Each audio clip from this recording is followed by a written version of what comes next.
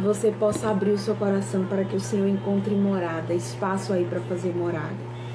E não importa como esteja a sua casa, pode estar bagunçada, pode estar cheia de entulho, cheia de tralhas, mas Ele é aquele que tem poder para transformar todas as coisas.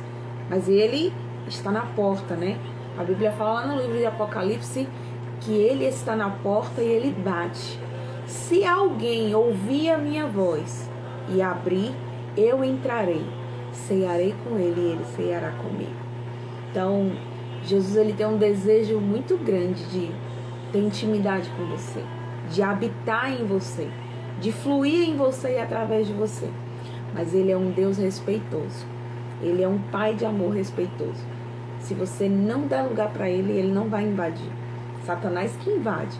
Mas o Senhor, ele bate na porta do nosso coração e espera que nós possamos abrir a porta e chamá-lo e convidá-lo para ele fazer morada em nós. E não importa como você está, o que importa é que ele tem poder para transformar a sua vida dia após dia, um dia de cada vez. Porque esse é o motivo para nós estarmos aqui, sendo aperfeiçoado por ele todos os dias. Então eu quero aproveitar esse louvor e trazer a palavra para a meditação do nosso coração. Hoje estou com a cara de cansada, gente.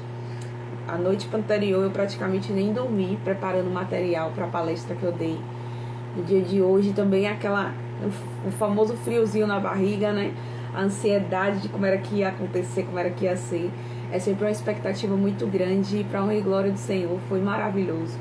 Foi uma bênção. E eu tô aqui grogue de sono, o efeito tá disfarçando, mas eu tô bem. Tava aqui só esperando dar o horário da live para vir compartilhar aqui essa passagem do coração de Deus pro nosso coração, né? E a palavra de hoje tá no livro de Gênesis, capítulo 3, versículo 8, que fala assim: quando ouviram a voz do Senhor Deus, que andava no jardim pela viração do dia, esconderam-se da presença do Senhor, o homem e a sua mulher, por entre as árvores do jardim. E chamou o Senhor Deus ao homem e lhe perguntou: onde estás? Ele respondeu: ouvi a tua voz no jardim, e porque estava nu, tive medo e me escondi. Aqui fala do momento em que Deus ele havia criado, né, toda a terra, ele havia feito todas as coisas. E depois de haver feito todas as coisas, né, flores, frutos, animais, mar, terra, divisão, né, dia, noite, ele descansou no 7º dia e depois de ter feito tudo isso, ele criou o homem, né? E ele criou o homem depois porque exatamente era para o homem desfrutar de tudo aquilo, né?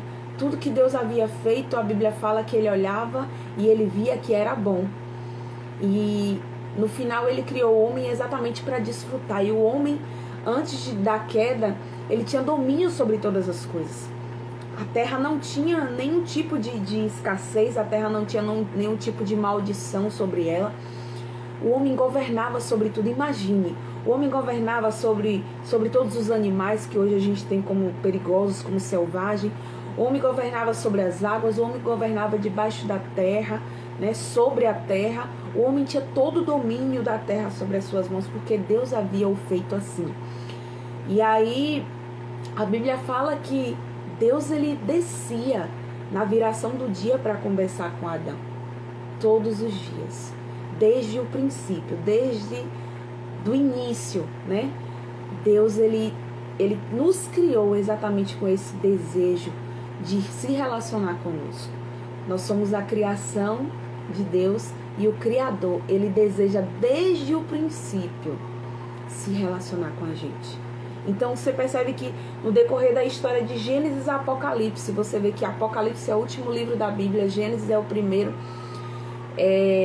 E desde o início Deus queria criar esse vínculo, e lá no Apocalipse a Bíblia fala que ele vem para buscar o teu povo, para se casar com a tua igreja, com a noiva, e naqueles dias não haverá mais dor, não haverá mais pranto, não haverá mais morte, mas reinaremos com ele, sabe? Então ele é o mesmo e não mudou. Enquanto ele transitava com o povo no meio do deserto, Ele mais uma vez, querendo ter esse nível de amizade, esse nível de intimidade, ele falou com Moisés: fala com o povo, que eu quero habitar no meio de vocês. Construam uma tenda, construam um tabernáculo, um lugar de habitação onde eu estarei no meio de vocês. E depois do sangue de Jesus, depois do sacrifício da cruz, hoje nós somos esse templo, nós somos esse lugar de habitação, né? Mas voltando aqui para a palavra de hoje, né? Deus, ele descia para conversar com Adão. Ele descia, talvez eu fique imaginando, e aí Adão, como foi hoje a sua criação? Deu nome nos bichos? Viu os frutos? Conheceu as frutas? Deu nome às frutas? Eu fico imaginando como era esse nível de diálogo, esse nível de intimidade. Mas chegou um dia em que Deus, ele apareceu lá no jardim, e ele percebeu que havia algo diferente. Na verdade, Deus, ele já sabia, né? Obviamente, de todas as coisas. O nosso Deus é um Deus onisciente, onipresente e onipotente. E ali ele percebendo que Adão já estava fora, estava descontextualizado dele, porque na verdade eles eram tão íntimos que era como se fossem um nessa relação onde não havia pecado. E Adão era como se fosse uma criança. Adão, ele tinha inocência, né? E aí Adão estava escondido. E Deus, ele perguntou para Adão: Adão, onde você está? E Adão falou: me escondi porque eu percebi que eu estava nu. Por quê? Porque Adão havia feito aquilo que Deus havia falado para ele não fazer. Comeu do fruto proibido. E é certo que todas as vezes que uma pessoa comete alguma coisa errada, né? A gente pode perceber até nos dias de hoje, até uma criança, quando ela faz alguma coisa errada, você percebe pela cara, né? Como ela faz aquela cara de culpada, como ela tenta fugir ou se esquivar daquele erro. E com Adão não foi diferente, porque o pecado, ele é tão desconectado da nossa essência de Deus que tudo que a gente sente é vontade de se esconder, fugir, né? Ou fazer escondido. Veja que sempre na maioria das vezes, né? Quando a pessoa vai cometer alguma coisa errada, tendo consciência do erro, ela sempre faz ali de forma escondida. Por quê? Porque na essência, o caráter de Deus, né? Através do Espírito, está ali. Ela foi criada em imagem e semelhança de Deus. E ainda que ela escolha fazer alguma coisa errada, ela tem consciência daquilo. Tanto que ela faz de uma forma assim, escondida, envergonhada. E quando ela é descoberta, né? O semblante de vergonha, o semblante muitas vezes de arrependimento. E Adão, ele se escondeu porque ele havia pecado contra Deus. Mas nós aprendemos aqui, né? E colocamos em prática, né? Nós temos que colocar em prática na nossa vida que o pecado, ele não deve existir para nos afastar de Deus. Porque foi para isso que se manifestou o Filho de Deus, para que os nossos pecados fossem perdoados. Então, não é mais o pecado em si que nos afasta de Deus, mas é a falta de arrependimento que nos desconecta. Porque Jesus, ele é essa ponte que nos conecta de novo ao Pai. Através do seu sacrifício, nós temos acesso ao perdão a partir da confissão e do arrependimento. A Bíblia fala que aquele que confessa e deixa, na verdade, aquele que encobre os seus pecados, né, jamais prosperará. Então, a pessoa que faz coisa errada e fica encobrindo e não confessa, jamais prosperará. Isso é a Bíblia que está dizendo. Mas aquele que confessa e deixa, alcança a misericórdia. Então, esse é o plano de redenção. Porque Deus, assim como no início, nos dias de hoje, ele continua com o mesmo desejo de ter um relacionamento conosco, de estar conectado conosco. E se o pecado era uma causa de haver separação entre nós e Deus, saiba que Jesus quebrou esse paradigma, Jesus quebrou essa limitação. O sacrifício dele hoje nos traz de volta a aliança, a amizade que nós tínhamos com Deus.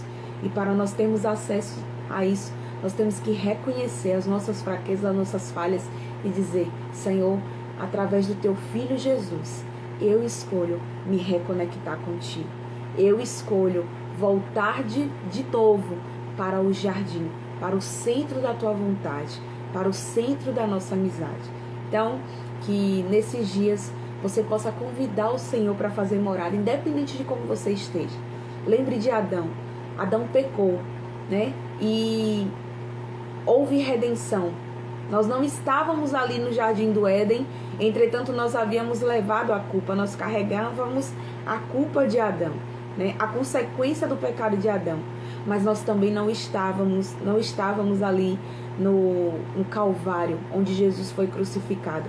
Mas nós recebemos a graça de Deus através do sacrifício de Jesus. Então lembre-se disso. A graça nos basta. A graça de Jesus nos basta. E ela é suficiente para nos reconectar a Deus de novo. Você só precisa escolher abrir o seu coração e recebê-lo para que você se torne de novo amigo de Deus. Shalom, um beijo no seu coração e que na sua vida não tenha nada quebrado, nada faltando, nada fora do lugar.